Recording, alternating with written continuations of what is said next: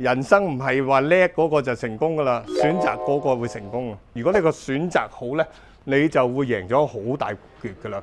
所以客戶去選擇一啲嘢都重要。我又舉個例，一個魚塘好多魚，一個魚塘好少魚。你釣魚技術好叻，你啲魚餌幾叻，你試下嗰個釣啊，你釣唔到嘅。但係你選擇咗個靚魚塘呢，一抌落就拉到魚上嚟啦。所以呢，喺選擇方面呢，係贏咗好多其他。你選擇唔錯嘅呢，你就會行條好惡劣嘅路咯。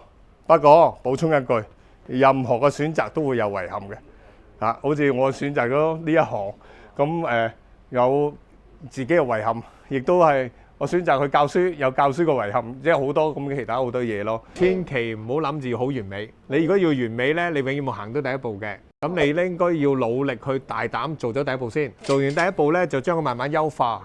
優化呢，就我哋叫做持續進步。呢個持續進步呢，就係會將自己嘅錯誤再改咗，再彈上一層，再彈上一層嘅。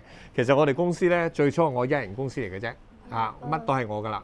如果你諗得太完美，你成日諗到係高位呢，你就死噶啦。你就去開始咗，慢慢將佢實現，慢慢做好咯。好多人呢，諗啊好完美呢，就永遠開始唔到嘅。咁我都俾一句忠告大家啦，呢句就係話：你會唔會為你做咗個嘢或者係冇做嘅嘢而後悔啊？做咗會後悔嘅，做錯咗啊嘛，未做仲後悔啊！一生人係過咗就冇得過噶啦。嗱，你做錯咗仲有得補救啊嘛，錯咗補救再move on，繼續嚟努力係嘛？但係你未做嘅呢，你就永遠係未做，哎呀老咯。咁所以呢，再重複，你會為咗你做咗嘅嘢或者冇做嘅嘢而後悔呢？